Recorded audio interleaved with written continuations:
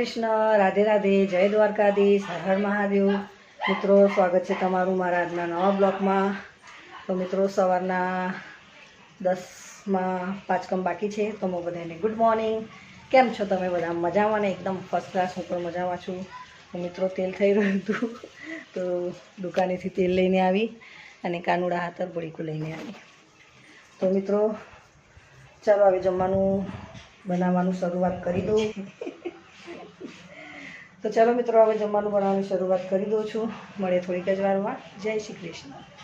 તેલ થઈ રહ્યું હતું, તેલ લેવા ગઈ હતી એટલે દુકાને એવા કે તેલ લેવા 20 રૂપિયાનું મિત્રો તેલ લાવી અને આ કાનુડા હાથર નાસ્તો લઈને આવી।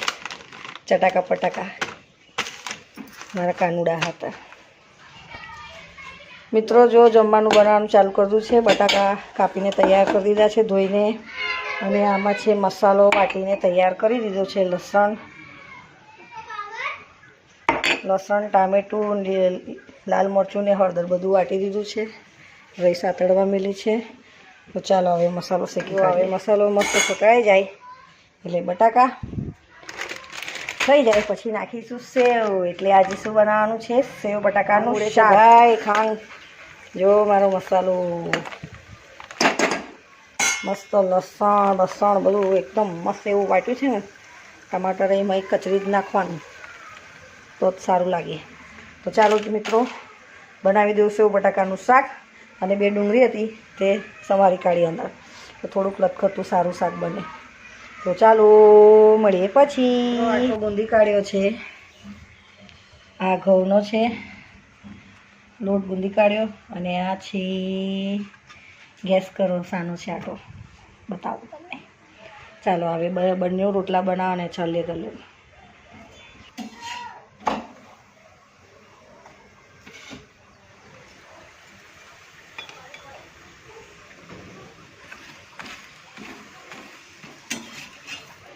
મિત્રો, મારી મનપસંદના રોટલા બની રહ્યા છે। કાલે થોડાક ડરાવ્યા મેં। જો એક રોટલી અહીંયા બની મસ્ત।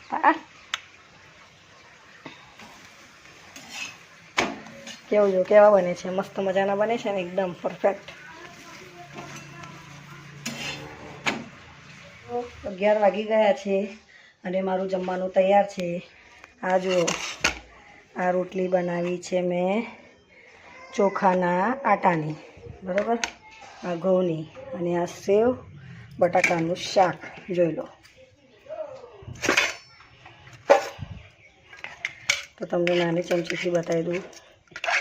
સેવ બટાકાનું શાક રસાવાળું, આ ઘઉંની રોટલી, અને આ ચોખાના રોટલા। જમવાનું બની ગયું છે મારું। સેવ બટાકાનું શાક, ઘઉંની રોટલી અને ચોખાના પણ રોટલા બનાવ્યા। તો ચાલો સરસ મજાનું જમી લઈએ। પહેલાં જમાડી દુકાને અને પછી જમીશું અમે। મિત્રો, વિડીયોને કરું છું અહીંયા એન્ડ। ચેનલ પર નવા હોય તો અમને સબસ્ક્રાઈબ કરજો, અને વિડીયો કેવી લાગી એ જરૂરથી કોમેન્ટ કરજો। તો મળે એક નવા બ્લોગમાં। જય શ્રી કૃષ્ણ, રાધે રાધે, જય દ્વારકાધીશ, હર હર મહાદેવ, બાય।